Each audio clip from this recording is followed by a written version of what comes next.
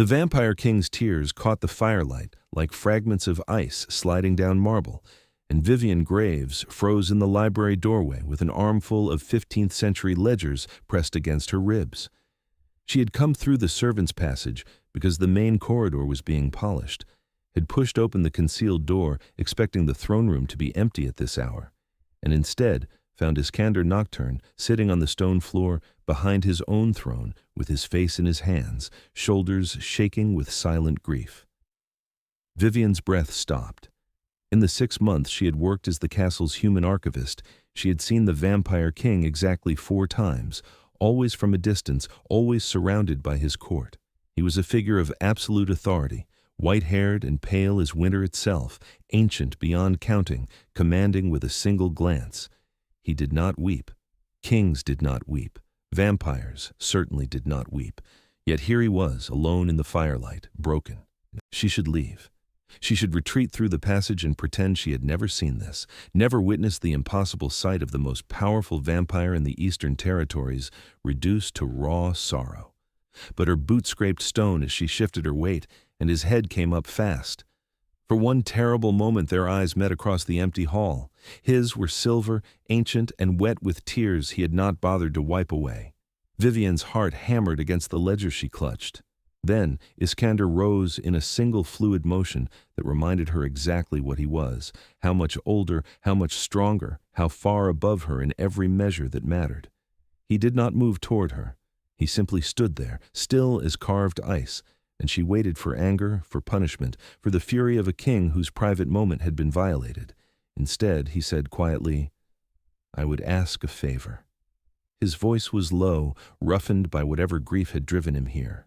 Vivienne found her own voice somewhere beneath her terror. "Your Majesty, never tell anyone you saw this." It was not quite a command, though he could have made it one. "Please." The please undid something in her chest. She had expected threats, compulsion, perhaps even death, but he stood there asking as though her discretion was something to be requested rather than assumed, and she realized with a shock that he was trusting her. "I won't," Vivienne said. "I swear it." He studied her face for a long moment, and she wondered what he saw. A human woman of 24, brown-haired and unremarkable, wearing a wool dress and practical boots, holding books like a shield. Nothing impressive, nothing worthy of a king's notice. "Thank you," Iskander said finally, and the gratitude in his voice was somehow worse than tears.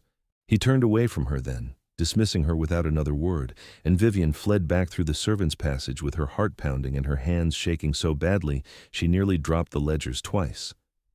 She did not sleep that night. She lay in her small room in the castle's human wing and stared at the ceiling, seeing over and over the sight of the Vampire King crumpled behind his throne, his grief so raw it had stripped away every layer of power and protocol. By morning, she had nearly convinced herself it had been a dream, some strange vision brought on by too many late nights in the archives.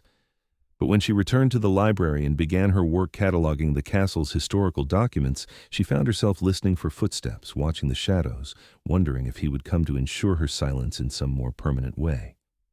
He did not come. Days passed. A week. Vivienne worked through the tax records of 1847, cross-referencing property transfers with census data, and tried to focus on her research.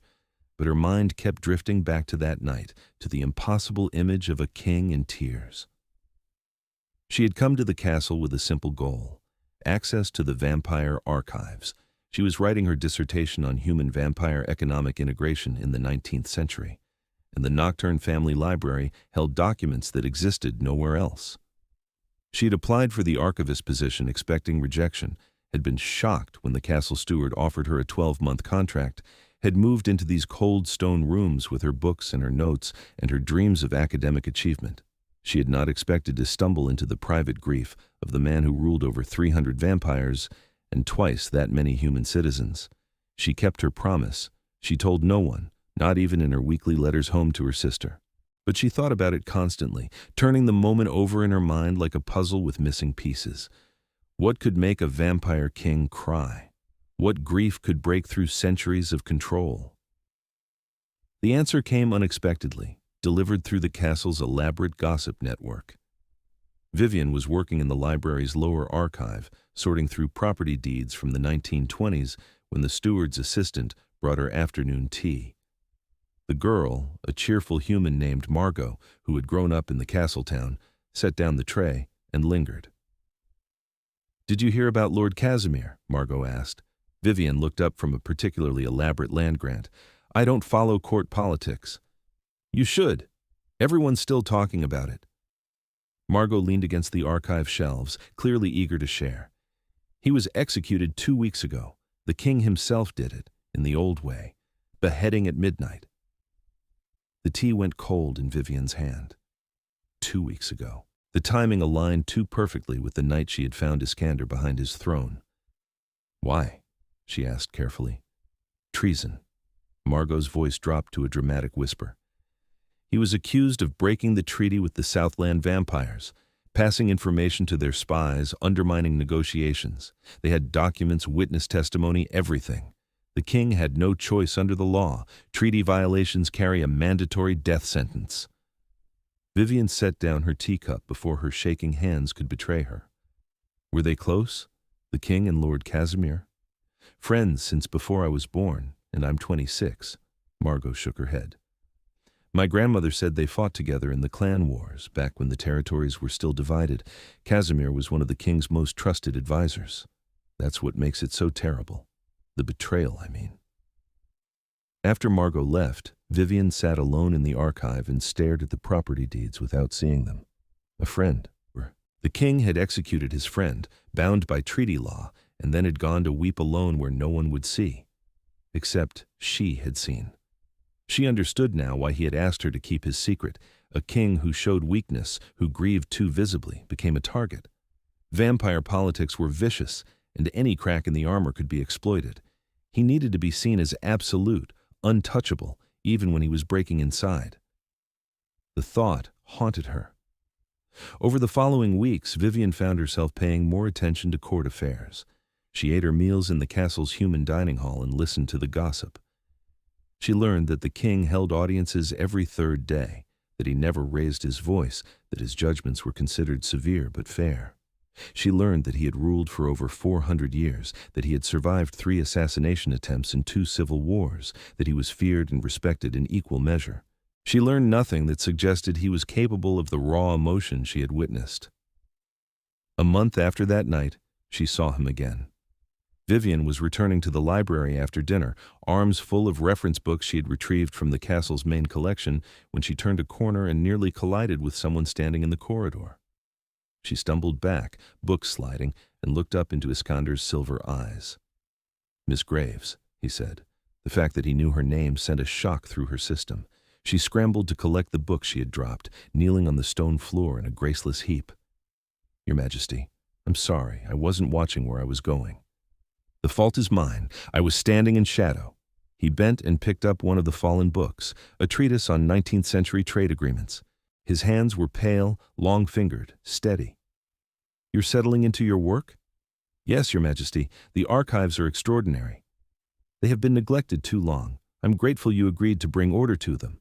He handed her the book, and their fingers brushed briefly. His skin was cool, marble smooth. "I trust you are comfortable here?" "Very comfortable, thank you." They stood there in the dim corridor, and Vivienne was acutely aware of his height, his stillness, the weight of his attention. He was not handsome in any conventional way. His features were too sharp, too severe, carved from ice rather than flesh. But there was something magnetic in the way he held himself, in the quiet intensity of his gaze. "I have not forgotten your kindness," Iskander said quietly, "or your discretion." Vivienne met his eyes, remembering her promise. "There's nothing to tell." Something shifted in his expression, gone too quickly to interpret. He inclined his head slightly. "Good evening, Miss Graves." "Good evening, Your Majesty." He moved past her down the corridor, silent as a shadow, and Vivienne stood clutching her books and trying to calm her racing heart. After that, she saw him more frequently. Never for long, never more than a brief exchange of greetings, but enough that she began to recognize the pattern. He walked the castle late at night when the court had retired and the corridors were empty. She was often working those same hours, losing track of time in the archives, and their paths crossed with increasing regularity. They spoke little. Iskander was a man of few words, she discovered. He did not make small talk or unnecessary conversation. But there was something in the quality of his attention, in the way he listened to her brief responses, that made her feel heard in a way she had rarely experienced. One night she found him in the library itself, standing before the shelves that held the oldest texts, the ones written on parchment and bound in leather that crumbled at the edges. "You don't need to stop your work," he said when she hesitated in the doorway. "I won't disturb you." Vivienne entered slowly and returned to her desk, where she'd been cataloging a collection of letters from the 1600s. She tried to focus on the cramped handwriting, but she was hyper-aware of his presence, of the sound of pages turning as he examined some ancient volume. After perhaps 20 minutes of silence, he spoke. "What are you reading?" She looked up. He was watching her, the book still open in his hands. "Personal correspondence from the household of Lady Morgana Nocturne. Your great-grandmother, I believe." "My grandmother, actually. Vampires age differently." He closed the book and replaced it on the shelf with careful precision. "What do they tell you, her letters?" "That she was brilliant at managing the estate finances, and that she had very strong opinions about the importation of French silk." The corner of his mouth moved, not quite a smile, but something warmer than his usual severity. "She bankrupted 3 merchants who tried to overcharge her. My grandfather said she could calculate compound interest faster than most people could add." Vivienne found herself returning the almost smile. "That comes through in her accounting notes." Iskander moved closer to her desk, looking down at the spread of letters in her careful catalog notes. "You're very thorough. I like things to make sense, numbers, dates, cause and effect. History is just pattern recognition on a large scale." "And what patterns do you see in my family's history?" It was the most personal question he had ever asked her. Vivienne considered her answer carefully. "Survival through adaptation. The Nocturnes have held this territory for 600 years because they learned to bend without breaking. You survived the clan wars by making alliances. You survived the human revolution by writing treaties. You survived the modern era by embracing economic integration." "Very diplomatic," Iskander said, but there was something in his tone that suggested he heard what she had not said, that survival often came at a cost. "I'm not a diplomat," Vivienne said. "I'm a historian. I deal in what actually happened, not what people wish had happened." "Good." He was quiet for a moment, then added, "I value honesty." She thought of the night she had found him crying, of the promise he had asked her to keep. "Even when it's uncomfortable?" "Especially then." After he left that night, Vivienne sat at her desk and realized with a jolt that she was falling in love with him. It was an impossible feeling, as impossible as a vampire king's tears. She was human, temporary, utterly beneath his notice in any way that mattered. He had lived through centuries while she had barely lived through 2 decades. He was powerful beyond her comprehension, and she was a scholar with no wealth, no status, nothing to recommend her except a talent for organizing old papers. But she could not stop the way her heart lifted when she heard his footsteps in the corridor, could not stop hoping he would come to the library again, could not stop replaying their conversations and finding meaning in every word. She tried to be sensible about it. This was a temporary position. In 8 months, her contract would end, and she would return to her university, would finish her dissertation, and move on with her life. Whatever this feeling was, it had no future, but sense had nothing to do with the way she felt. The weeks passed. Spring turned to summer. The castle grew warmer, though the stone walls kept the library cool. Vivienne worked through the archive's tax records, property deeds, court proceedings, building a comprehensive database of the territory's economic history. It was good work, important work, and it should have consumed all her attention. Instead, she found herself watching for Iskander. He came to the library at least once a week now, always late at night, always quiet. Sometimes he read while she worked. Sometimes they talked, brief conversations about history, politics, the peculiar challenges of governing both vampires and humans under a single legal system. He never mentioned Casimir, never referenced the grief she had witnessed, but she felt it there beneath every conversation, a weight he carried alone. 2 months after that first night, Vivienne was working through a box of court documents from 3 years ago when she found something that made her stop cold. It was a copy of a letter marked as evidence in a legal proceeding. The handwriting was elegant, the language formal. It was addressed to a vampire lord in the Southland and discussed upcoming treaty negotiations, including information about the Nocturne Court's bargaining position. The signature was Casimir's. Vivienne read it 3 times, her stomach sinking. Here was the evidence. Here was the proof that had condemned the king's friend to death. Except something was wrong. She pulled out another document from the same box, a letter she had catalogued earlier that week. It was written by Casimir to Iskander, discussing household matters. She laid the 2 letters side by side and compared them carefully. The signatures were nearly identical. But the handwriting in the treasonous letter was subtly different. The slant was slightly steeper. The pressure was lighter. The capital letters were formed with a different flourish. Vivienne's heart began to pound. She pulled out her reference guides, her magnifying glass, began to compare in detail. She photographed both letters with the archive's document camera, enlarged them, examined every stroke. The treasonous letter was a forgery. She was certain of it, which meant Casimir had been executed for a crime he had not committed. She sat back in her chair, mind racing. Someone had framed him. Someone had gone to considerable effort to create false evidence to ensure the king's friend would be convicted under treaty law. But who? And why? She looked through the rest of the box, found more documents related to the case. The trial had been swift, just 3 days from accusation to execution. The evidence had been presented by a Lord Severin, a member of the King's Council, who sat on the Treaty Compliance Committee. There had been witness testimony from 2 lesser vampires, both of whom claimed to have seen Casimir meeting with Southland agents.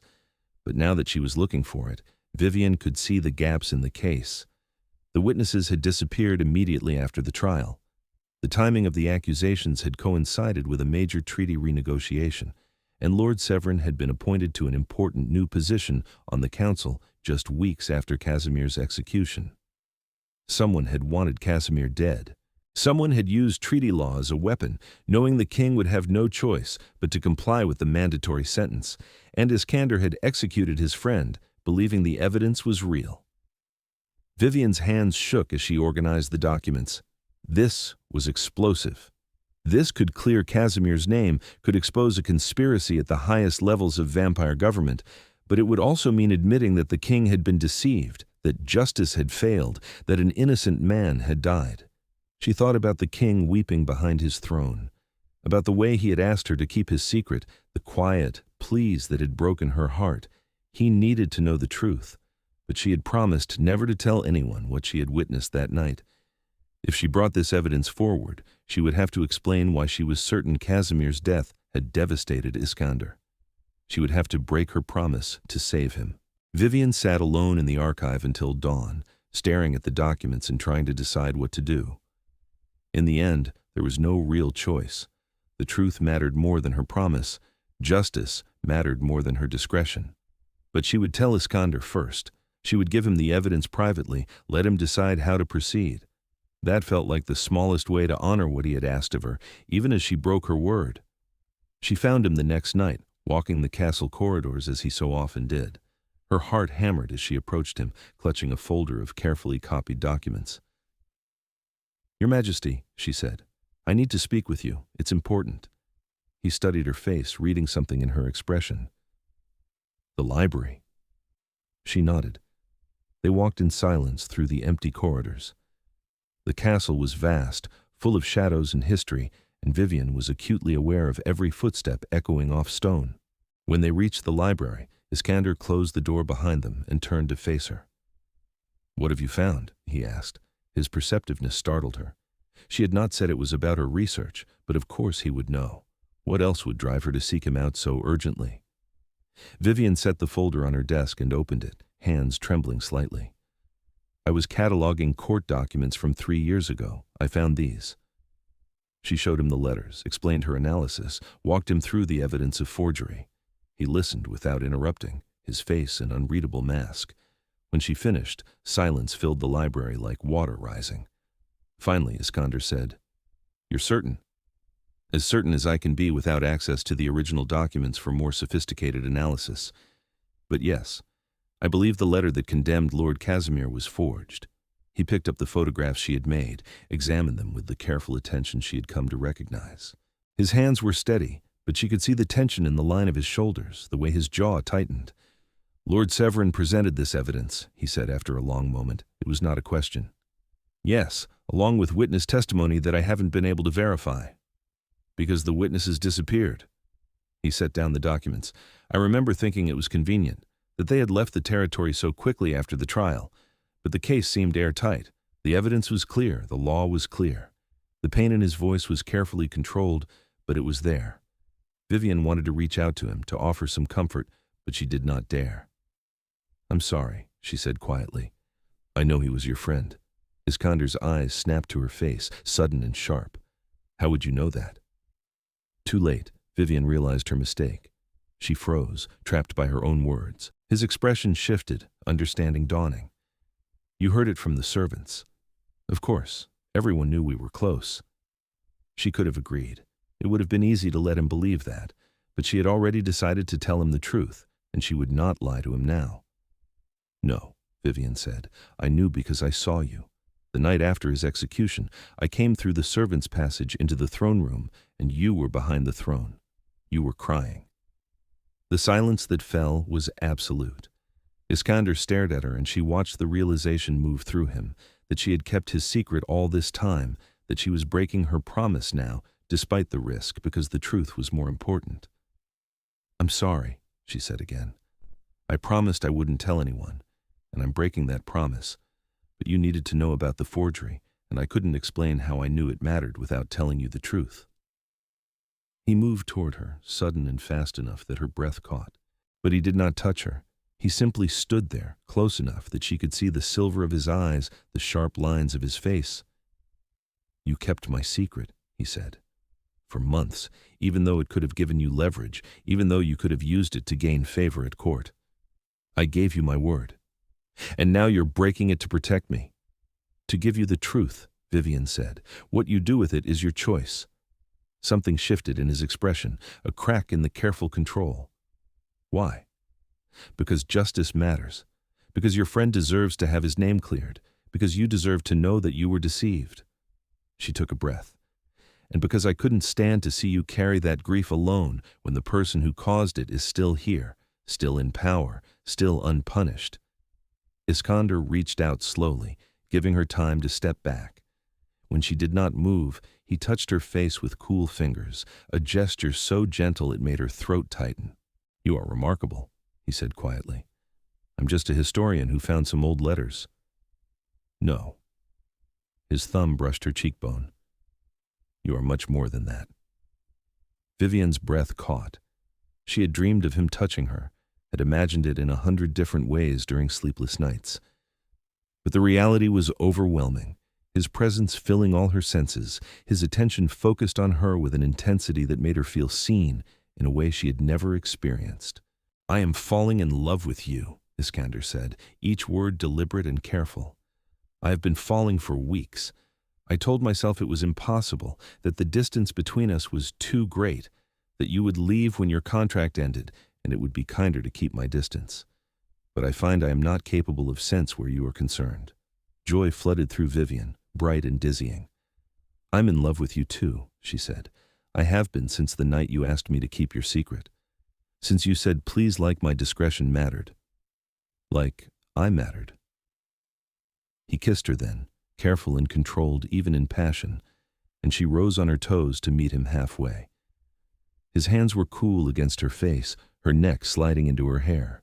She gripped his shoulders and felt the strength beneath his clothes, the power he kept leashed so carefully. When they finally broke apart, both breathing harder than necessary, he rested his forehead against hers. This will complicate everything, he murmured.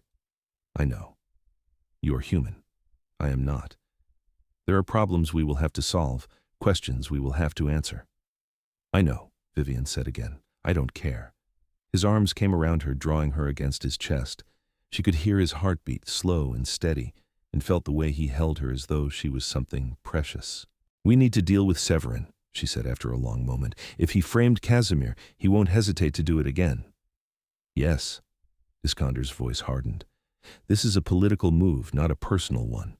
Casimir was blocking something Severin wanted. The question is what? Vivienne pulled back enough to look at him. Your archives might have the answer. If you give me access to the council's records, I can trace Severin's movements, his votes, his associates. Find the pattern. That would put you at risk. If Severin suspects you're investigating him, then he'll be focused on me instead of you, Vivienne said. You need to appear ignorant of this until we have undeniable proof. If he knows you're suspicious, he'll destroy evidence or disappear. But I'm just the human archivist, cataloging old documents. No one pays attention to me. Iskander's expression turned fierce. I pay attention to you. That's different. It is different, and it means I will not let you put yourself in danger for my sake. Vivienne touched his face, mirroring the gesture he had used earlier. You're not putting me anywhere. I'm choosing this. Let me help. He caught her hand, pressed his lips to her palm. You're asking me to use you as bait. I'm asking you to let me do my job. I catalog documents. I find patterns. That's what I'm good at. Let me be good at it. They argued about it for another hour, his protectiveness warring with her determination. In the end, they compromised. Vivienne would investigate through the archives, but she would do it under the guise of her existing work. Iskander would arrange for her to have access to the council's historical records as part of expanding her cataloging project, and he would assign additional guards to the library wing, supposedly for fire protection, actually for her safety. It was not perfect, but it was workable. Over the following weeks, Vivienne buried herself in council records. She worked late into every night, cross-referencing votes, tracing financial connections, mapping the web of power and influence. Iskander came to her each evening, brought her food when she forgot to eat, read quietly while she worked, discussed her findings in low voices. They stole moments when they could, kisses in the shadows, his hands in her hair, her fingers tracing the strong lines of his face. But mostly they worked together, building the case that would expose Severin's conspiracy. The pattern emerged slowly.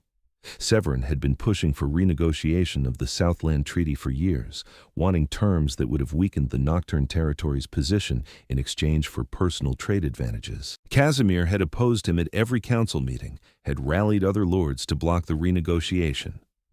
3 days after Casimir's execution, Severin had introduced new treaty language that passed by a narrow vote. The changes were subtle but significant, opening trade routes that primarily benefited Severin's allies, while exposing Nocturne merchants to increased Southland competition. He killed my friend for a trade deal, Iskander said, his voice deadly quiet. They were in the library, surrounded by documents. It was past midnight. Vivienne touched his hand, drew him back from the fury she could feel building. We need more, she said gently. We need proof of the forgery, not just motive. We need to connect him directly to the false letter. How? The witnesses are gone. The forger is likely dead. Severin would have eliminated anyone who could betray him. Vivienne had been thinking about this. The letter had to be delivered somehow. It was supposedly intercepted by border guards, correct? Yes. Severin claimed his sources had alerted him to watch for suspicious correspondence. The guards stopped a messenger heading south with a packet of letters. Casimir's was among them. Who were the guards? Iskander's eyes sharpened. I don't remember. The trial focused on the content of the letter, not the circumstances of its discovery. Then we find out. We find those guards and we trace backwards. Someone gave them that letter to plant. Someone told them when and where to be. Severin couldn't have done it himself without raising suspicion. They worked through the night, tracking down guard assignments, identifying the vampires who had been stationed at the southern border 3 years ago. Many had been reassigned, scattered across the territory. But with the king's authority behind them, Vivienne and Iskander were able to locate them one by one. Most knew nothing useful. But one guard, a young vampire named Theron, grew nervous when questioned. He insisted he had only done his duty, that he had found the letters exactly as reported. Tell me about Lord Severin's visit, Iskander said quietly. They were in a small office in the castle's guard wing, just the 3 of them. I don't know what you mean, Your Majesty. The visit where he told you what to find. and when to find it. Theron's face went pale. He said it was necessary, that there was a traitor who needed to be stopped, that if I followed his instructions, I would be protecting the realm. What were his instructions? The story tumbled out. Severin had come to the border post 2 weeks before Casimir's arrest. He had brought a packet of letters and told Theron to stop a specific messenger on a specific day, to search him and discover the packet, to report it as suspicious. He had promised Theron a position in the castle guard if he succeeded. "Did he give you that position?" Vivienne asked. "No. After the trial, he told me to keep quiet about his involvement. He said if anyone asked, I had found the letters without any prior warning. He said it was crucial that no one know he had been investigating." Theron looked at Iskander with desperate eyes. "I thought I was helping. I thought I was catching a traitor. I swear I didn't know the evidence was false." Iskander's expression was carved ice. "You allowed yourself to be used to execute an innocent man. I know. I'm sorry. I'm so sorry." They took Theron's testimony, had it witnessed and sealed. Combined with Vivienne's analysis of the forged handwriting and the financial motive, it was enough to prove Severin's conspiracy. "The council meets in 3 days, Iskander said when they were alone again. "I will present the evidence then." Vivienne shook her head. "Severin sits on the council. He'll have allies there, people who benefited from Casimir's death. If you give them warning, they'll find a way to block you. You need an external witness, someone who can present the case objectively." "Who?" "This is internal vampire politics. No human has authority to speak before the council." "No human has before," Vivienne agreed. "But there's no law that says they can't.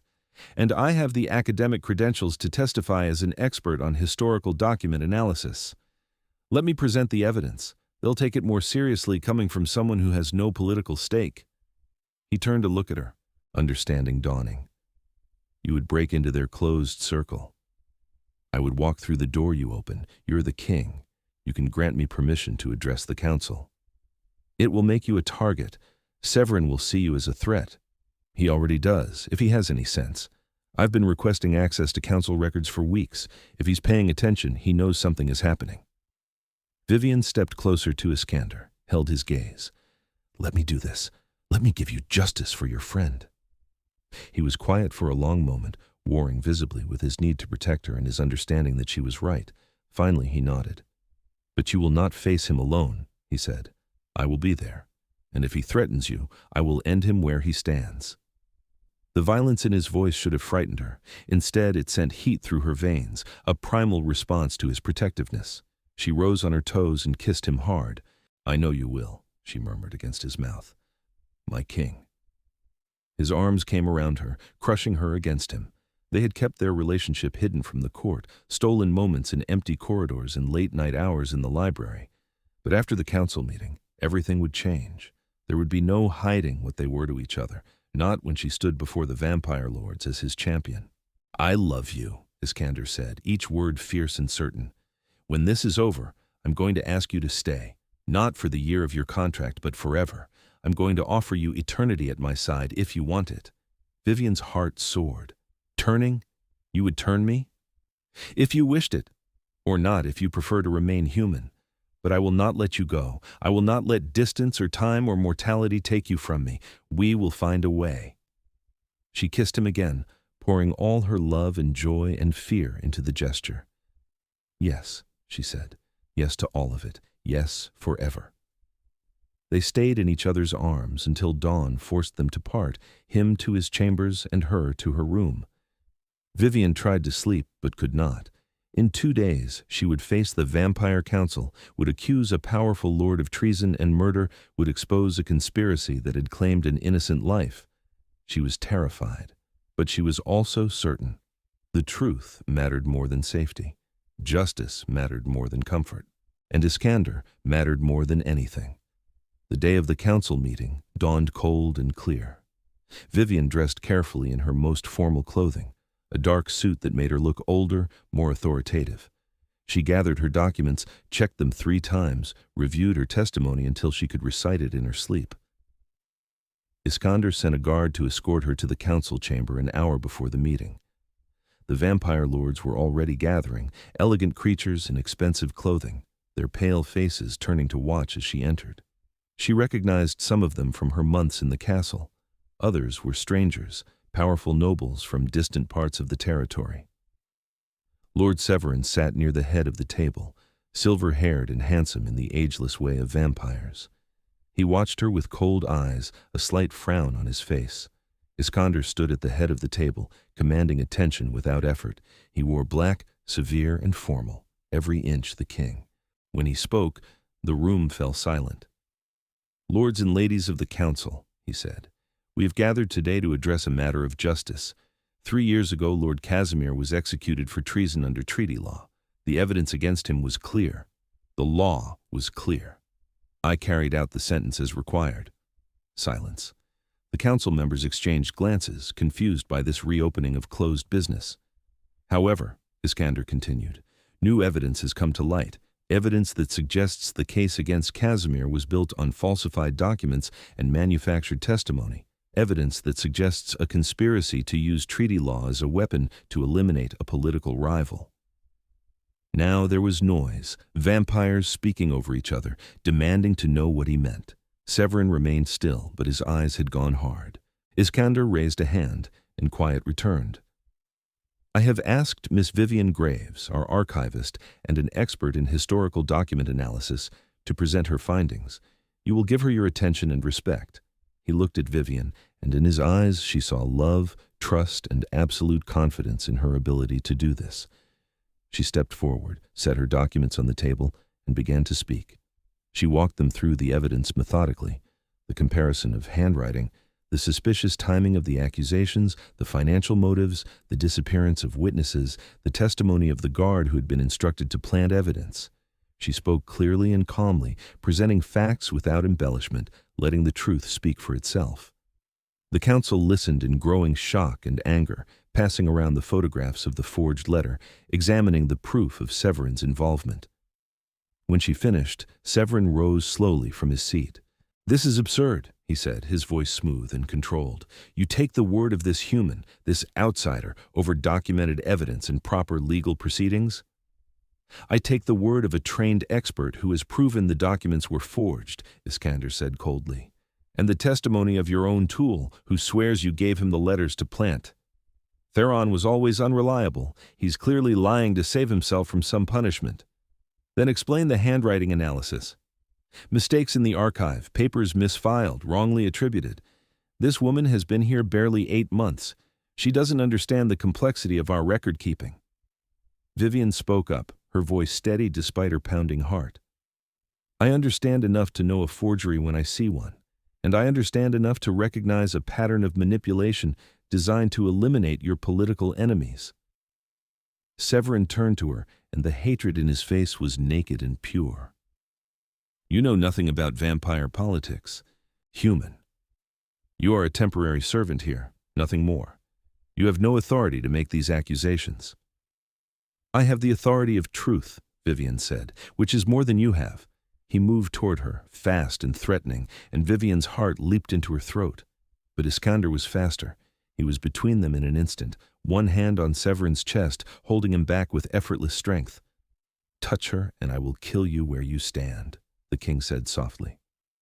The threat in his voice was absolute. Around the table, the other council members shifted, hands moving toward weapons. The tension in the room could have been cut with a knife.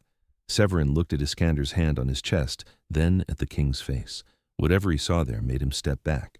"You defend her," he said. "The human archivist. How interesting." "I defend anyone who serves justice in my court," Iskander said. "Now answer the charges. Did you fabricate evidence against Casimir? Did you use your position to execute an innocent man?" For a moment, Vivienne thought Severin would continue to deny it. But then something shifted in his expression, calculation giving way to defiance. "Casimir was a fool," he said. "He blocked progress at every turn, clinging to outdated ideas of honor and loyalty. He would have kept us weak while the Southland territories grew stronger. I did what was necessary to protect this realm." Gasps around the table. Several council members rose from their seats in shock and anger. "You admit to treason," Iskander said, his voice deadly calm. "I admit to doing what you were too sentimental to do. You valued your friendship over the good of the territory. I had no such weakness." The room erupted. Vampires shouting, demanding Severin's arrest, calling for his execution. Through it all, Iskander remained still and cold, his eyes never leaving Severin's face. Finally, he raised his hand for silence. The room obeyed immediately. "Lord Severin," Iskander said formally, "you are hereby charged with treason, conspiracy, falsification of evidence, and the murder of Lord Casimir through legal manipulation. Under vampire law, these crimes carry a mandatory death sentence. Do you wish to speak in your own defense?" "I did what was necessary," Severin repeated. "History will prove me right. History will remember you as a coward who killed an honorable man rather than face him in fair debate." Iskander's voice was ice.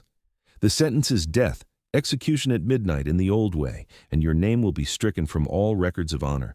You will be remembered only as a traitor and a murderer."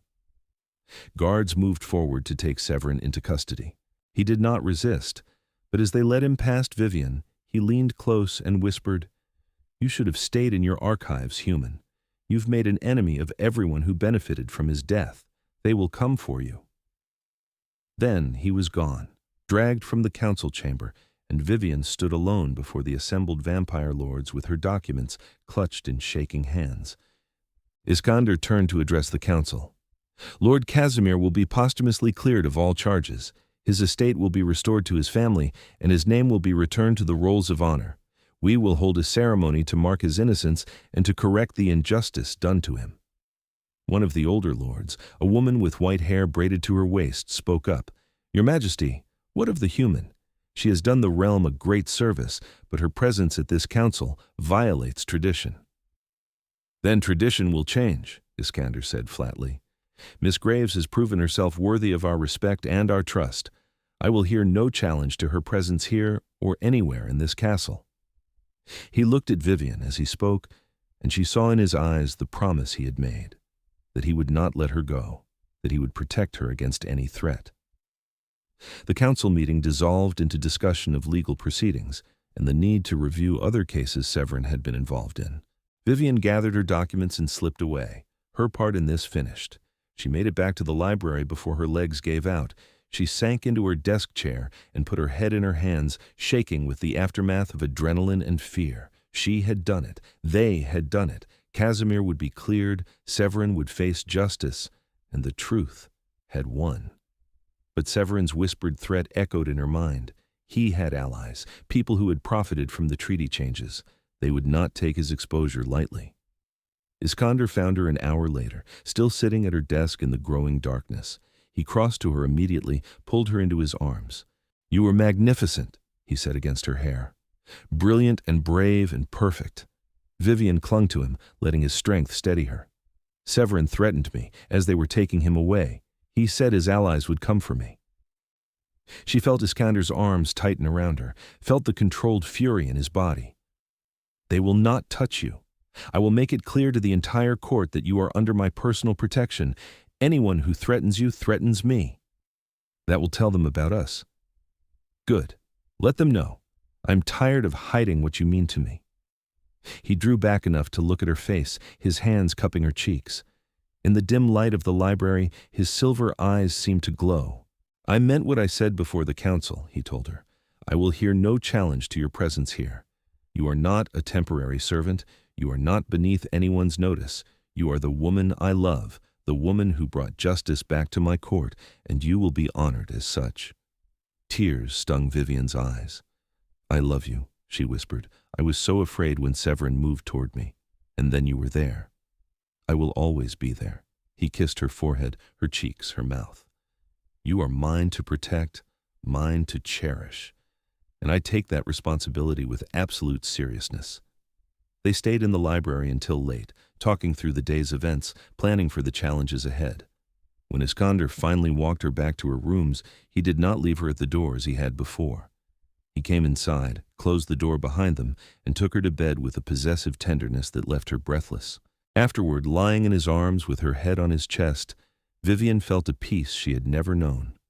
This man, this ancient king, this creature of power and violence and carefully controlled emotion, he loved her. He had chosen her, and she had chosen him in return. "The ceremony for Casimir is in 3 days," Iskander said quietly. "At dawn, so he can be reburied with honor before the sun rises. Will you come?" "Of course. It will be private, just his family and those of us who loved him." "I would like you there." Vivienne lifted her head to look at him. "You don't have to hide your grief anymore. Everyone knows now. Everyone saw the evidence of what losing him cost you." "They saw what Severin's betrayal cost me," he corrected gently. "They did not see me broken behind my throne. That moment is still ours alone." She kissed him softly. "Thank you for trusting me with it." "I trust you with everything." The next 3 days were strange. Word spread through the castle of what had happened at the council meeting. Vivienne found herself treated with new respect by the castle staff, but also with wariness. She was the human who had brought down a vampire lord. She was the king's lover, though he had not formally announced it. She was someone powerful and dangerous in ways that made people uncertain how to approach her. She kept working in the archives because the work grounded her, but now guards were always nearby, watching for threats, and vampires who passed her in the corridors bowed slightly in acknowledgement. It was surreal. Iskander came to her each night, sometimes to talk, sometimes to simply be near her. They did not discuss the future in detail. There would be time for that after Casimir's ceremony, after the immediate crisis had passed. The morning of the ceremony, Vivienne woke before dawn and dressed in dark, somber clothing. Iskander met her at the door to her room, also dressed in black, and took her hand without a word. They walked together through the silent castle and out into the grounds. The ceremony was being held in the old cemetery, a place reserved for the most honored dead. Casimir's family was already there, a daughter who looked as though she had been crying for days, a son who stood rigid with barely controlled fury, and several others Vivienne did not recognize. The ceremony was brief and conducted in an old vampire language Vivienne did not speak, but she understood the emotion behind it, the grief and the anger, and the need to make right what had been wrong. When it was over, when Casimir had been reinterred with full honors and prayers said over his grave, the family dispersed slowly. Iskander remained, standing before the headstone with his head bowed. Vivienne stood beside him and waited. She knew better than to rush his grief. Finally, he spoke. "I should have questioned the evidence more closely. I should have known Severin was capable of this. You trusted your counsel. That's not a failing. It is when that trust costs an innocent man his life." Vivienne took his hand, laced their fingers together. "You gave him justice in the end. You cleared his name. You made sure the person responsible will pay for what they did. That matters." Iskander looked down at their joined hands, pale and tan, vampire and human. "He would have liked you," he said quietly. "Casimir. He valued honesty and courage. You have both in abundance. I wish I could have known him. So do I." They stood together as the sun began to rise, painting the sky in shades of pink and gold. Iskander had perhaps another hour before he would need to retreat from the light. Vivienne leaned against him and watched the day begin. "What happens now?" she asked softly. "Now we build something better. I've already started reviewing the treaty changes Severin pushed through. Most of them will need to be renegotiated. It will take years to untangle all the damage he did." "I meant with us." He turned to face her fully, both his hands coming up to frame her face. "With us, everything changes. I told you I want you to stay. I meant it. Not as my archivist, though you may continue that work if you wish, but as my partner, my equal, my queen, if you would accept that title." Vivienne's breath caught. "Queen?" "Vampires have married humans before, though it is rare. The transition is difficult. You would need to be turned eventually to share my lifespan. But we have time to decide when and how. For now, I simply want you at my side, openly, with every right and privilege that entails. The court will object. The court will adjust." His voice was steel beneath the gentleness. "I am not asking their permission. I am informing them of my choice, and my choice is you." Tears slid down Vivienne's face. "Yes," she said. "Yes to all of it. Yes to staying. Yes to being yours. Yes to eternity if that's what we have. Just yes." He kissed her as the sun rose higher, heedless of the approaching light. When he finally pulled away, his skin had begun to pale further, a sign that he was reaching his limit of sun exposure. "We should go inside," Vivienne said, worried. In a moment, he looked back at Casimir's grave one last time. "Thank you, old friend, for teaching me to choose loyalty over convenience, to value truth over political expedience. I will try to honor your memory by being the king you believed I could be." Then he took Vivienne's hand and led her back toward the castle, toward their future together. The weeks that followed were complicated. Iskander formally announced their relationship to the court, and while most of the vampires accepted it with grace, there were murmurs of discontent. A few lords left the territory rather than serve under a king who had chosen a human partner. Others stayed but made their displeasure known through subtle slights and political maneuvering. Vivienne weathered it with the same determination she brought to everything. She continued her archive work, now with expanded access to all the castle's records. She advised Iskander on historical precedent when he needed it, and she learned the intricate dance of vampire court politics, figuring out who could be trusted and who needed to be watched. Severin was executed as scheduled, his death witnessed by the full council. His allies were investigated, and several were found to have known about the forgery. They were stripped of their positions and exiled from the territory. Slowly, the court settled into a new normal. 6 months after the council meeting that had changed everything, Iskander asked Vivienne to marry him properly, with a formal ceremony and the full recognition of vampire law. She said yes without hesitation. They were married in the castle's great hall, witnessed by both vampires and humans. Vivienne wore white, traditional, and beautiful, and Iskander wore black embroidered with silver. When he slipped the ring onto her finger, an antique ruby that had belonged to his grandmother, she felt the weight of history and the promise of the future combined. At the reception afterward, Casimir's daughter approached them.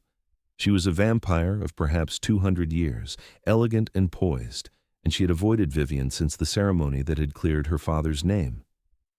"Your Majesty," she said, addressing Iskander, "may I speak with your wife?" He looked at Vivienne, silently asking permission. She nodded. They stepped into a quiet corner, away from the celebration. Casimir's daughter, her name was Alara, studied Vivienne with silver eyes so like her father's king's. "I wanted to thank you," she said finally, "for what you did, for finding the truth and having the courage to speak it. My father died believing himself a traitor. Knowing that his name has been cleared, that history will remember him as the honorable man he was, it matters, more than I can say." Vivienne felt tears prick her eyes. "I'm so sorry for your loss. I wish I could have prevented it." "You couldn't have, but you gave him justice after death. That's no small thing." Alara glanced back toward where Iskander stood, watching them. "He loves you very much. My father would have approved. He always said the king needed someone who could see past the crown to the man beneath. I'm trying to be worthy of that trust." "You already are." Alara clasped Vivienne's hands briefly. "Welcome to the family, strange as it is to say that to my father's king's bride." After she left, Vivienne returned to Iskander's side. He pulled her close, kissed her temple. "What did she say?" he asked. "That Casimir would have approved." His arms tightened around her. "He would have. He would have loved your fierce heart and your stubborn insistence on truth. He would have welcomed you without hesitation." The celebration continued into the night. Vivienne danced with her new husband, drank champagne, accepted congratulations from vampires and humans alike. It was overwhelming and wonderful, and slightly terrifying all at once. When they finally escaped to Iskander's chambers, now their chambers, she collapsed onto the bed with a sigh of relief. "Is it always going to be this exhausting?" she asked. He joined her on the bed, pulling her against his chest. "The politics? Yes, I'm afraid so. But we will face it together." "Good." They lay quietly for a while, listening to the distant sounds of the celebration continuing without them. Then Iskander spoke, his voice thoughtful. "I have been thinking about the turning, when you might want to consider it." Vivienne had been thinking about it too. Becoming a vampire was not a decision to be made lightly. It would mean giving up sunlight, altering her very nature, living forever in a way no human was designed for.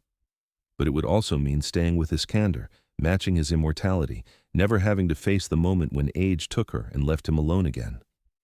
"Not yet," she said carefully. "I want a few more years as I am.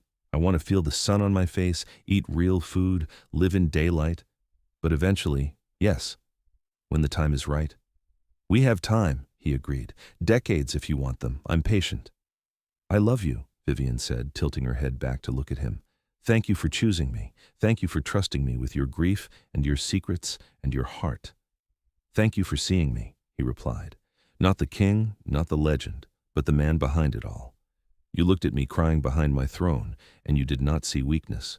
You saw pain that deserved compassion. That is a rare gift. You deserved compassion. You still do. He kissed her then, deep and slow, and she lost herself in the feeling of being loved by someone who had lived through centuries and chose her above everything.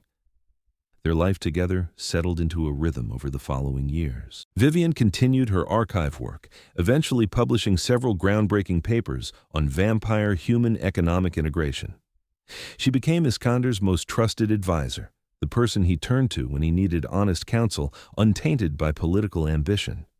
She also became a bridge between the vampire court and the human population. Her presence at Iskander's side, her obvious influence over policy, gave humans hope that they could have a real voice in governance. Slowly, more humans were appointed to positions of authority. The territory became more integrated, more equal than it had ever been. There were still challenges. There were still vampires who resented her presence, humans who distrusted her relationship with the king. But together, Vivienne and Iskander faced each obstacle with patience and determination. On their 5th wedding anniversary, Vivienne told Iskander she was ready to be turned. "Are you certain?" he asked. They were in the library, always the library, their shared sanctuary. "Once it is done, there is no going back." "I'm certain. I've had my time in the sun. Now I want forever with you." The turning was done privately, with only Casimir's daughter Alara present as witness. It was a ritual as old as vampire kind, blood shared and magic spoken, and when Vivienne woke 3 days later with silver eyes and heightened senses, she felt both completely herself and entirely transformed. Iskander was there when she opened her eyes, holding her hand, his expression tense with worry. "How do you feel?" he asked. Vivienne sat up slowly, testing her new strength, her new senses. She could hear his heartbeat, slow and steady, could smell the blood beneath his skin, could see every detail of his face with preternatural clarity. "Alive," she said, and laughed at the irony. "More alive than I've ever felt." The relief on his face was beautiful. He pulled her into his arms, held her as though she was infinitely precious. "Welcome to forever," he whispered. They had centuries together after that. They faced wars and plagues and political upheavals. They watched the world change around them, technology advancing, human and vampire relations evolving. Through it all, they remained partners, equals, bonded by love and shared purpose. In their 100th year together, they held a ceremony at Casimir's grave. It had become a tradition, an annual remembrance of the man whose death had brought them together, whose cleared name had been purchased with their courage. "He would be proud of what we've built," Vivienne said, laying flowers on the headstone. "He would be proud of you," Iskander corrected. "You transformed this court, this territory. You made us better than we were." "We made us better," she said firmly, "together." He took her hand, laced their fingers together as he had done so many times over the decades. Pale and pale now, vampire and vampire, but still the same gesture of connection and love. "Together," he agreed. They stood in the old cemetery as the sun set, painting the sky in colors they could now appreciate without fear. And Vivienne thought about the night she had seen the vampire king crying, how she had promised to keep his secret, how breaking that promise had been the best decision of her life. She had given him truth. He had given her forever. It was a fair trade. As they walked back toward the castle, Iskander stopped suddenly. "I never asked you. That night, when you found me behind the throne, what were you doing in the throne room so late?" Vivienne laughed. "Taking a shortcut back to the library, I'd been retrieving books from the castle's main collection, and the servants' passage was faster than going around. So it was pure chance. Or fate, depending on how romantic you're feeling." He pulled her close, kissed her under the rising stars. "With you, I am always feeling romantic." "Good," she said. "Because you're stuck with me for eternity now." That was the idea. They continued toward home, toward the castle that had become theirs, toward the future they had built from grief and truth and love.